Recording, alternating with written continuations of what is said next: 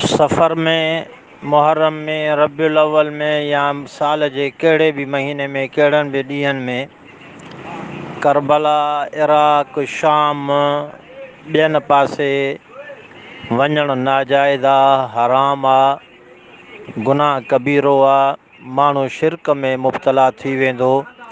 जेकॾहिं शिरक में मुब्तला नथो थिए तॾहिं बि उन शिरकिया कमनि खे ॾिसी करे उन ते चुप रहंदो, तॾहिं बि ईमान उनजो ख़राबु थींदो, ख़राबु थियण जो अंदेशो आहे। बिल्कुलु नाजाइज़ आहे, छो त नबी पाक सल्लल्लाहु अलैहि वसल्लम जंहिंजी हदीस मुबारक आहे, ला तशुद्दु रिहाल इल्ला इला सलासत मसाजिद, त टिनि मस्जिदुनि खां अलावा ॿी जाइ ॾे इबादत जी नीयत सां सफ़र करे वञणु इहो जाइज़ नाहे।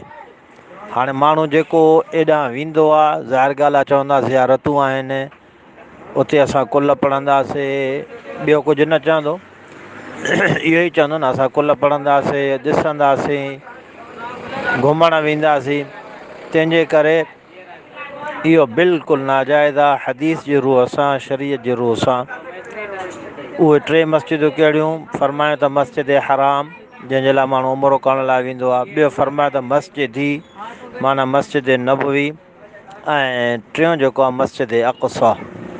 इन्हनि टिनि मस्जिदुनि खां अलावा ॿी मस्जिद ॾांहुं वञणु, सफ़र करे वञणु, उन जी शरीयत इजाज़त नथी ॾिए। ऐं इहो शियनि जो हिकिड़ो वॾो हरबो आहे त हाणे करबला खे हू काबे जे क़ाइम मक़ाम उन्हनि जा मुतालबा शुरू थी विया आहिनि। अक़वाम मुतहिदा में बि उन्हनि उहो मुतालबो कयो आहे त करबला खे हाणे काबे जी हैसियत ॾिनी वञे।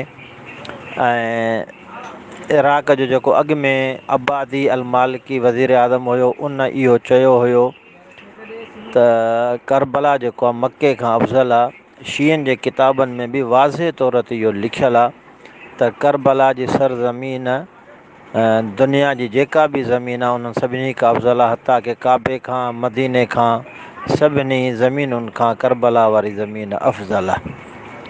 तंहिंजे करे एॾांहुं वञणु शिरक करण जे मुतरादिफ़ आहे। माण्हू जेको आहे पंहिंजो ईमान ख़राबु कंदो।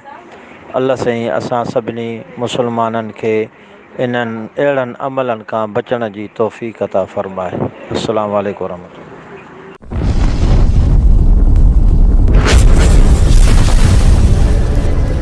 Subscribe my YouTube channel.